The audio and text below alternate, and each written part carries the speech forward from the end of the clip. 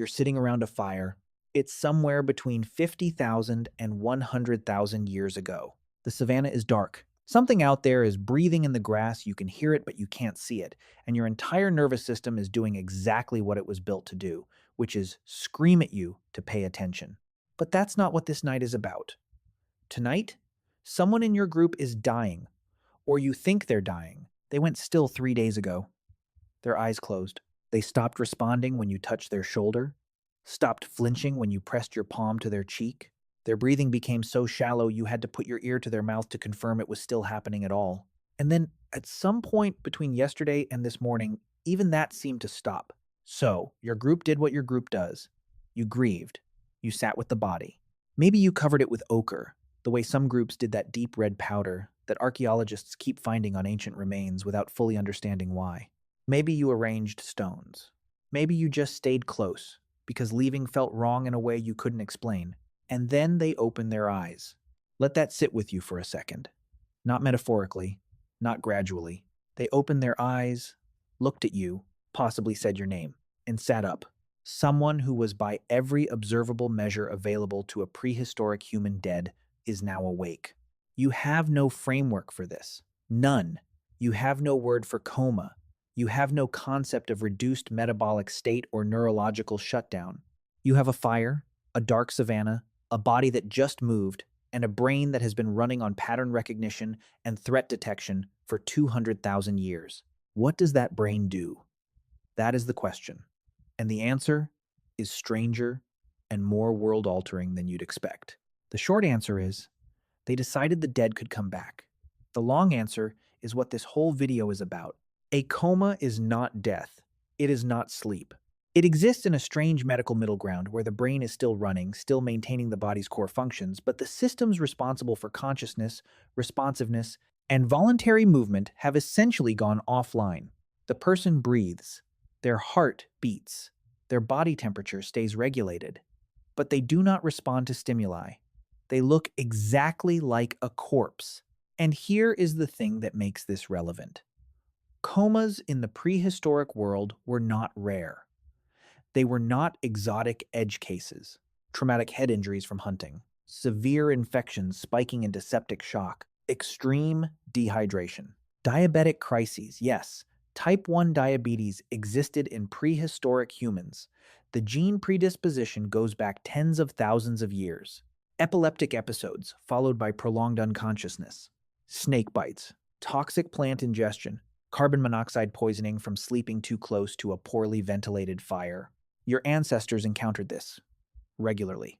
And the window of a coma could last anywhere from a few hours to several days, long enough for the person to have been declared, in every practical sense available to the group, gone. Researchers studying early burial practices sites like Sungir in Russia, dated to roughly 34,000 years ago, or the Red Lady of El Miron in Spain, around 19,000 years ago, keep noting something that doesn't quite fit the simple narrative of they buried their dead. The graves are elaborate. They're not just practical disposal. They suggest a belief in something continuing after the body goes still, something that needs to be prepared for, addressed, maybe appeased. That is not superstition. That is a response to direct observation. Here is the thing about pattern recognition. You are, in a very direct sense, descended from the best pattern recognizers in a world that punished mistakes with death. The ability to see a rustle in the grass and correctly predict predator before the predator was visible, that kept your lineage alive. The ability to remember that the red berries on that specific bush made your cousin sick, that kept you alive. But pattern recognition has a flaw. This is not a bug. It is the feature that kept every one of your ancestors alive long enough to reproduce. Now apply that to a coma. You've seen death. You know what it looks like. The stillness, the cooling, the smell that follows. You've seen animals die. You've seen members of your group die. You've seen the irreversibility of it. And then you encounter something that presents every single early sign of death, but doesn't complete the sequence, doesn't proceed to the next stage, instead reverses. Your pattern recognition system does not have a category for this. And when the human brain encounters a pattern it cannot resolve, it doesn't sit quietly and wait for more data. it generates an explanation. Fast, automatically. And the explanation that fits best is that something came back. Not that the person never left, that they left and returned. That distinction, that tiny cognitive misfire, is possibly the most consequential idea in human history. Once your ancestors believed that the dead could return, a second question immediately followed. Where had they been? Because the body was right there. The body never moved. So whatever left and came back, that force had to have traveled somewhere and traveled back. This is researchers like Pascal Boyer argue in his 2001 book, Religion Explained, probably the cognitive origin of the concept of the soul. Something was in the body, left, and came back. That something is not the body, therefore it is something else. And once that idea exists, everything changes. Because now you have to ask, what if it doesn't come back? What if the journey is one way? What if the thing that left during a coma sometimes gets lost, or stays, or is taken? What if there are places it goes, and rules governing whether it returns? You've just invented the afterlife. Not through poetry, not through wishful thinking about lost loved ones, through a completely rational attempt to explain a thing you genuinely witnessed. A person appeared to die. The essence left. The essence came back. What happens when it doesn't? Let that sink in. Coma survivors don't just wake up and continue where they left off. This was true 10,000 years ago, and it is still true in ICUs today. There is a period of profound disorientation, memory gaps, altered perception, confusion about time, place, and identity. In some cases, personality shifts that persist for weeks or longer. Imagine watching that. Someone in your group goes still. Your group grieves them. And then this person opens their eyes and they don't quite act like themselves. They say things that don't make sense. They seem to be somewhere else while they're looking right at you. They don't remember what happened. They describe fragments, darkness, light, voices, a feeling of being somewhere and then being pulled back. Your group has one explanation available. This person went somewhere, and they're telling you what it was like there. This is, anthropologists now believe, likely one of the primary early sources for near-death experience narratives, not mystical revelation, but the brain's attempt to reconstruct coherent memory from the dissociated state of coma recovery, filtered through a cultural lens that had already decided the person had traveled somewhere. The explanation shaped the experience, and the experience confirmed the explanation. That loop is very hard to break. Everything we've talked about so far assumes the person woke up, but most of them didn't. The coma that resolved was the exception. The rule was stillness, then silence, then the irreversible stages that follow. And now your group has a problem. Because you have a framework that says people can come back, that the essence travels and returns, and this person isn't coming back. Why? The answer your ancestors arrived at. If someone can come back but doesn't, the explanation is almost never. Sometimes people just don't come back. The explanation is almost always something is preventing it, or something decided. Something has agency over the journey. You have just invented gods. Not grand theological gods, not yet, but the concept of an agent, a being with intent, the being that makes the decision your group couldn't make, the being responsible for the outcome you couldn't control. A 2006 study by psychologists Deborah Kellerman and colleagues at Boston University found that humans display what she calls promiscuous teleology, a default tendency to see purpose and agency in natural events. Lightning doesn't just happen, it is aimed. Illness doesn't just occur, it is sent. The river floods for a reason. This is not a flaw in human reasoning. It is the pattern recognition system doing what it does best, inferring the agent behind the action, because in the ancestral environment, the things that moved usually had intent.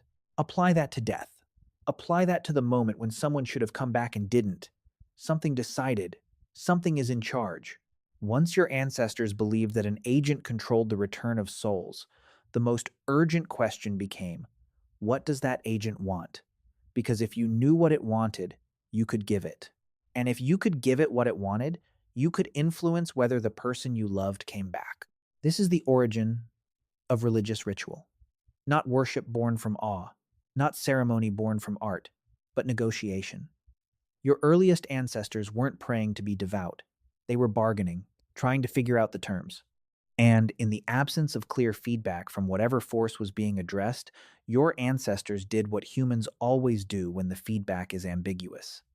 They remembered what happened last time. The woman who recovered her family had placed flowers near her body. The man who didn't, they had moved him too quickly, maybe disturbed something. The child who came back, someone had sung, and the singing seemed to matter. None of this was irrational. It was exactly the right algorithm for learning in an uncertain environment. If an action is followed by a good outcome, flag the action. Repeat.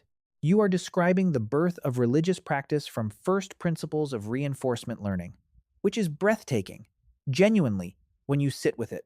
These weren't confused people making up stories. They were doing science with the tools available to them. Because the comforting version of someone came back is the person you love, conscious and confused, blinking by the fire.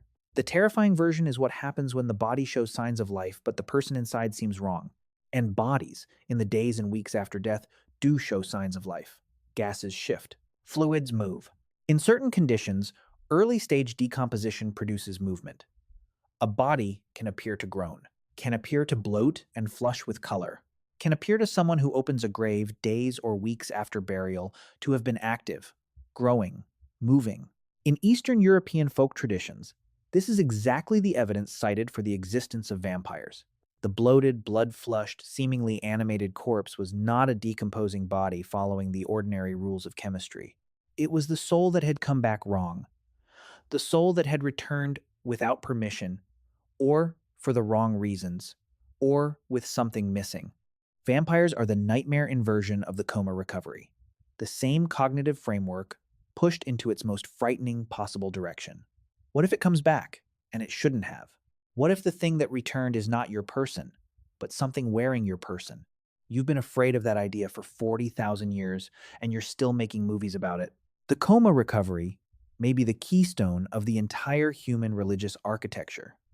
Not the whole structure, not the only input, but the keystone, the piece that makes the arch hold. The soul, the afterlife, the gods, the ritual, the burial, the resurrection, the vampire, the ghost, the medium who speaks to the dead, the shaman who travels to the underworld and returns with knowledge, the priest who intermediates between the living and the dead.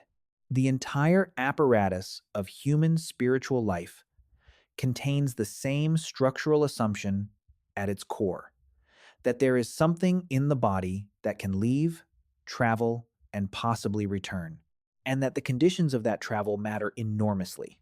All of it, traceable, possibly, to a person opening their eyes next to a fire in a dark that hasn't existed for 10,000 years, in front of a group of people who had no word for what they were seeing. That moment repeated 10,000 times across 100,000 years. In every corner of a planet, your ancestors were slowly filling produced every temple, every prayer, every funeral rite, every fear of the dark, every story about what comes next. Think about that the next time you're at a funeral. Think about the flowers. Think about the ritual. Think about the instinct to speak to someone who can no longer hear you. You are following a script written by a terrified, brilliant person sitting next to a fire, watching someone they thought was gone slowly open their eyes. That script is very, very old, and it still runs. So the next time someone asks you why humans have religion, you can give them the short answer. Because once, a very long time ago, someone woke up, and the people watching didn't have a word for coma. They had fire and darkness and the most powerful pattern-matching brain on Earth, and they did exactly what that brain was built to do. They found the pattern, they built the explanation, they passed it down. Every generation after them has been living inside that explanation ever since. Here's the question I'll leave you with. If you had been there that night, sitting next to that fire, watching that person open their eyes knowing everything you know now, do you think you could have resisted the explanation? Or do you think, deep in the part of your brain that still hears things in the dark, you would have believed it too?